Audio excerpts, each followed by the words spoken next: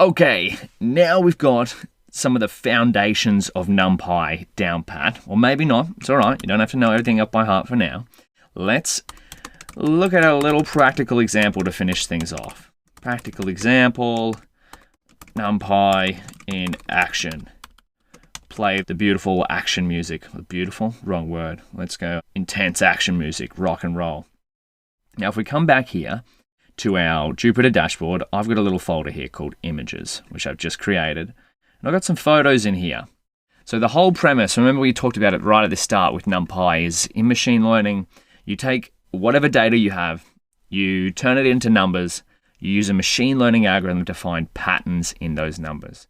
So what if your data happened to be images and you wanted to find out information about those images? I'm going to create a little markdown cell here and import. I've got a panda image that we've used in the pandas section. So we're going to turn our wonderful panda. We can see it there. Look at that. He's stoked. Give it a high five. I'm high-fiving the screen. What we want to do is we want to turn an image into a NumPy array. Because once we've turned this image into a NumPy array, then we can use the functions that we've learned throughout this entire section to find patterns in that. And we can manipulate it a bit. We could pass it into a machine learning algorithm. The world is our oyster when our data is in numbers. So we have here matplotlib. We're going to see matplotlib in another section. Import imread. So this is just a little package within matplotlib called imread, which stands for image read. What this is going to do is imread. We might use our shift tab to figure this out. Oh, is it going to be there? Maybe because we haven't imported it yet. Oh, needs something. That's okay. We want to go shift tab. There we go. Read an image from a file into an array. That is exactly what we want to do. Fname stands for file name, I believe. String or file like the image file to read. Wonderful. Now our panda image is in the file images under panda.png. So we can pass it a string here, panda.png.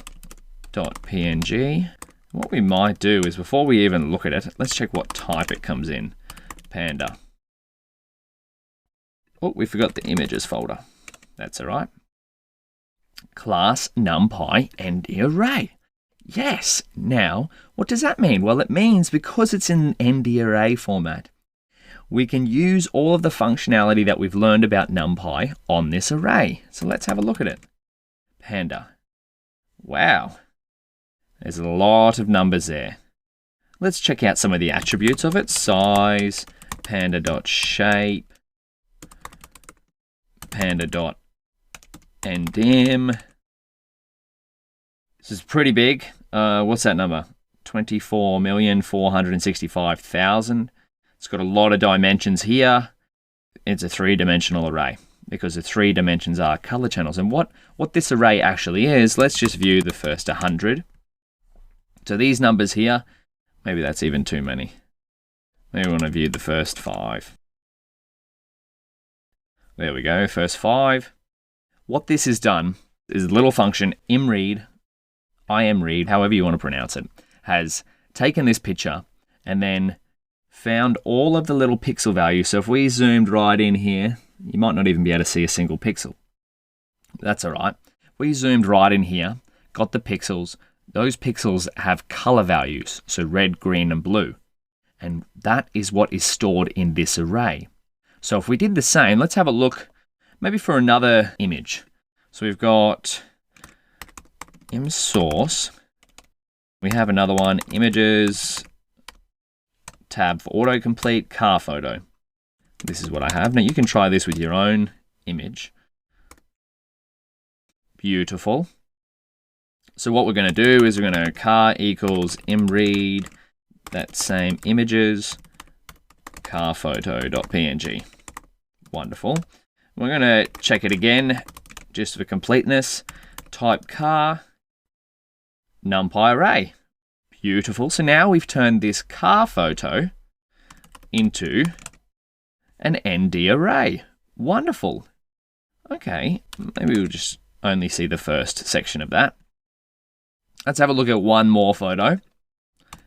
Dog equals imread images. We've seen this dog photo before right at the start. My beautiful puppies. We're going to turn them into numbers. Actually, we want to view it first. So we'll go img source equals images dog photo. Now, if you have a PNG image, this imread function will work with your own, so you could try that. To start using it, you just need to run this from matplotlib import imread. Then you can use this. Remember to use Shift Tab if you want to figure out what it does. So we'll turn this into Markdown. There's my beautiful puppies. That's 7, that's Bella. So we're going to turn the puppies into, can you guess what data type? NumPy array. Wonderful. So we got dog. So now what we could do with this is we've done one of the biggest steps of all machine learning is we turned our data into numbers, specifically a NumPy array.